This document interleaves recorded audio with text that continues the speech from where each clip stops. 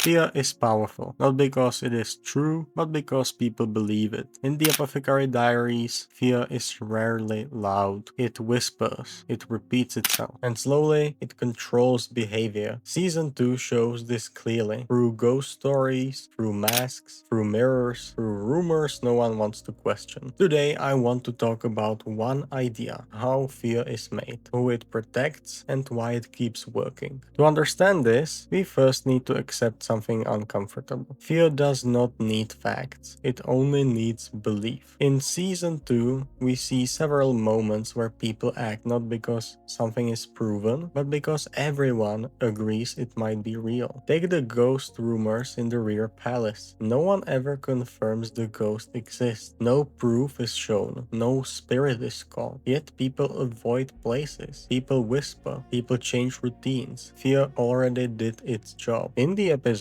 with the ghost haunting Lady Lishu, the fear is specific. Same time, same place, same appearance. That repetition makes it feel real, even when nothing supernatural is happening. The pattern convinces people. Fear becomes stronger than evidence. And once belief takes hold, it can be shaped. Fear is rarely created from nothing. It is built carefully. Season 2 shows this through illusion. Mirrors, makeup, costumes, stories told at the right moment. Nothing magical, nothing supernatural, just landing. The ghost is revealed to be a mirror angle, a specific clothing, a controlled setting. The person behind it understands something important. If fear looks ancient, people won't question it. If fear feels ritualistic, people obey it. The illusion is not meant to last forever, only long enough to force compliance. This is very accurate to history. In many imperial courts, ghost stories were not entertainment, they were tools. Stories of curses, spirits, or bad omens were often used to control women, servants, or control rivals quietly. If someone could be labeled unlucky or cursed, they didn't need to be accused. Fear isolated them. The system stayed clean, hands stayed clean. But illusion alone isn't enough, so we need to ask the hardest question. Fear never spreads evenly, it always protects someone. In season 2, fear protects those already in power. The ones who know the truth stay silent. The ones who don't are left guessing. For example, in season 2, Lady Lishu is young, inexperienced, isolated. When she is scared, she's not protected. She's doubted. Her fear becomes proof that she doesn't belong. Meanwhile, the person creating the fear keeps their position. Fear doesn't punish wrongdoing, it punishes vulnerability. Think back to Lishu's former lady in waiting and how she treated her even when Chinchi and Mama was there. See, like that's the prime example. And this is where fear becomes more than emotion, it becomes structure. Historically, imperial systems valued stability over justice. Fear was useful because it discouraged resistance, it prevented questions, it enforced hierarchy without force. If people are scared, they self-police, they avoid trouble, they avoid attention, they accept silence. Fear replaces violence, and